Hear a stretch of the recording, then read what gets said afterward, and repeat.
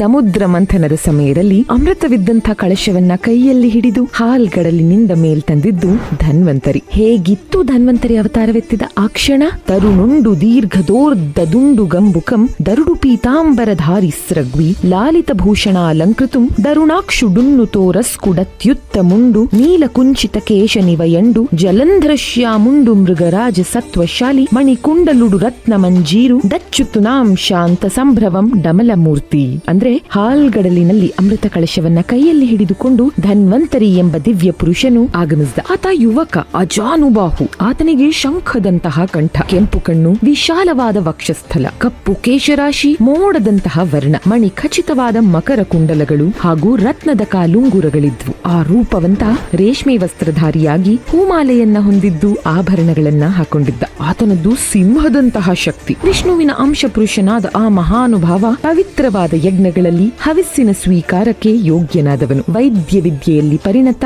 ದೇವತೆಗಳಿಗೆ ವೈದ್ಯ. ನಿಮಗೊತ್ತಾ, ಧನ್ವಂತರಿಯ ಶ್ಲೋಕ ಪಠಣದಿಂದ ಮಾತ್ರವೇ ನಾವು ರೋಗ ರುಜಿನಗಳು ಬಾರದಂತಾಗಿ ತುಂಬು ಜೀವನವನ್ನ ನಡೆಸಬಹುದು. ಆಯಸ್ಸು ಹಾಗೂ ಆರೋಗ್ಯವನ್ನ ಬಯಸುವವರು ದಿನಕ್ಕೊಮ್ಮೆ ಈ ಸ್ತೋತ್ರ ಪಠಿಸಿದ್ರೆ ಅದರ ಫಲವನ್ನ ಖಂಡಿತ ಗಮನಿಸಬಹುದು. ಧನ್ವಂತರಿಯ ಕೃಪೆಯು ಒಂದಿದ್ದರೆ ಯಾವ ಗ್ರಹಗಳು ನಮ್ಮನ್ನ ಬಾಧಿಸೋದಿಲ್ಲ. ಈ ಶ್ಲೋಕವನ್ನ ಅದರ ಅರ್ಥ ಸಮೇತ ಡಿಸ್ಕ್ರಿಪ್ಷನ್ ನಲ್ಲಿ ಸಹ ಟೈಪ್ ಮಾಡಿರ್ತೀನಿ ನಿಮ್ಮ ಅನುಕೂಲಕ್ಕೆ.